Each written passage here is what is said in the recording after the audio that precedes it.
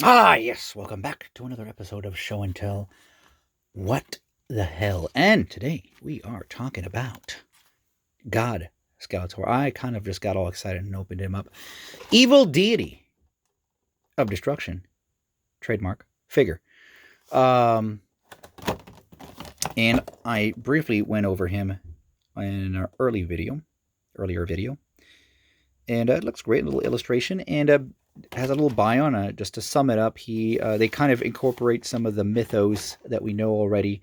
I guess what the events after the mini comics, where he dies, and they incorporate that into the movie, which is pretty interesting. They try to get the movie into the canon of the Masters of the Universe Classics major storyline. So, Masters of the Universe Collector's Choice is what it's called now. Now,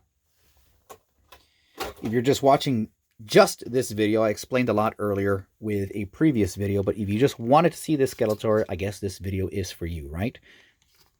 And forgive me, I do tend to ramble. I get really excited with new toys. And let's talk about this Skeletor. Let's talk about what you guys want to see the articulation. He has a standard articulation. I don't have to go too much into that. Though he's got some of these, it's interesting. He's got these shoulder pads that are affixed to his shoulders. Whoa, whoa, whoa, whoa. Oh, your evil power, Skeletor. Very naughty.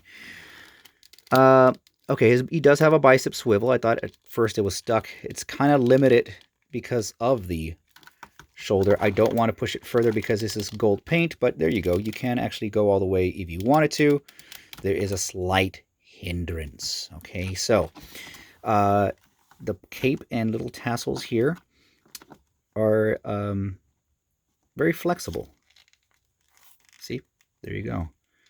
Along with his skirt, front part of his skirt, he's got little detailing on his crotch area. Very nice. Good job, Skeletor.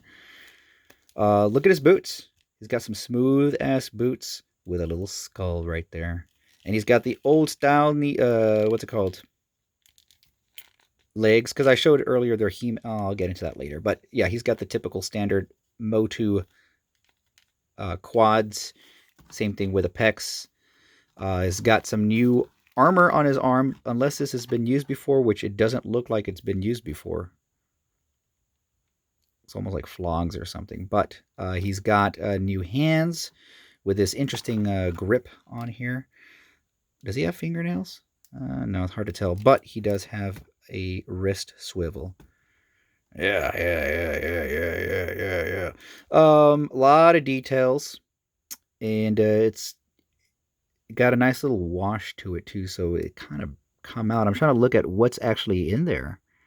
Looks like one of those puzzles you put together on Skyrim when you're looking at a claw and you're trying to move that around. It's like, what is that, a dragon or a shrimp? I can't tell. Look at the back of it. Yeah, look, there's the hood there, his famous hood. I like that they added that in there. I don't know if that was a part of the design or if it was a whole different cape, but that's cool that it hangs down. I never noticed that he had like little bat wings in the back too. That's very cool. Everything's cool. Cool figure. I can't say the word cool enough, right? Let's talk about the armor. Now, can you remove it? I don't think so. No, you're not meant to, but Super 7 started doing that after a while, which is fine because the removable armor made the figure look a little too big sometimes. Kind of makes me wish we had a do-over of a few characters. But that's all right. We don't need them. I'm happy as is, right? I got a nice collection. I got just about every Masters of the Universe classic figure out there. I don't have the rock people. I never wanted them. But now I kind of do. So I feel like a putz. But let's take a look at his, I guess, what are the cooler aspects? Well, the chest piece is pretty neat too, but look at that helmet. Look at the amount of details. Again, this is from the William Stout collection. William Stout put a lot of detail into his designs. But look at that. That is still so cool. Even the little, you get a little bit of that, a lot of detail just in the teeth. Let me show you my finger. Let me show you how big that is. Look. So there's my finger. And look at the amount of details they put in that. This is one of the more, as just the face itself is detailed. Yeah, a lot of people are going to be turned off with the fact that it's just pure gold, but there's different tones of gold on here. You get a really light gold right there. You get a darker gold with a cape with some highlights, a way darker gold right here. And let's look at this other nice little bad boy. Yeah, look at that. You're a bad boy, aren't you? This is the Havoc staff from the movie. Look at the back of that. Very Catholic looking. What's the deal, Skeletor? This is a very Catholic looking figure. I hope I didn't offend anyone there, but maybe you did, just grow thicker skin, right? Yeah, this does remind me of the Vatican. I like it. And of course, this is from the spoilers, the very end of the movie, Masters of the Universe, where Skeletor gets into an epic duel with Dolph Lundgren, He-Man. And yeah, this is on average about what, like $50 or something like that, 45 to $50 on Big Bad Toy Store. So if you're on the fence, hey, here's another gold guy. Let's get Goldar here. Goldar is a different kind of gold, but I like this figure. I like having a variant of Skeletor that looks different from the other variants. In other words, the other Skeletors that we had were, what, Battle Armor Skeletor, Dragon Blaster Skeletor, Terror Claws Skeletor, Bathing Suit Skeletor. I don't know. There are so many different kinds of Skeletor, and they all kind of look the same, right? But this is totally different. This is totally out there. It almost looks like a whole other character. I like it so much. It is good. Now, I opted to get every single one of these characters, and I understand that there are some people that have the option to get each individual one.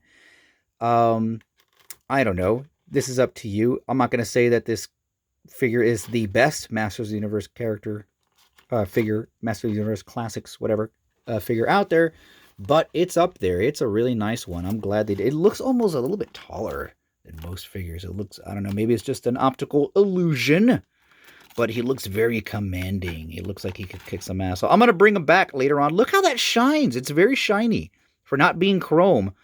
It has a very nice sheen to it. And of course, I have some nice lights too, but this is going to look good if you have a display and you have some sort of overhead light. It's just going to look so damn badass. I wish now that we had a Skeletor like just the head without the helmet. I wish they had opted for that, found a way to do that. That way you could reenact that very last scene where he's coming out of the water and goes, "I'll be back." Oh, Frank Langella, how I love you, sir. This is a great figure, folks. Stick around. We're going to get some more Masters of the Universe. What is it? Damn it, I keep forgetting the name of the subline. Collector's Choice. Collector's Choice, William Stout. Or you just call it Masters of the Universe movie stuff. Movie figures. Yeah, awesome. We're going to get to the real Skeletor. The normal movie Skeletor with a black cloak. We're going to get to that. And we're going to finish it off with He-Man. Dolph Lundgren. Anyway, folks, thanks for watching. And we'll see you later on.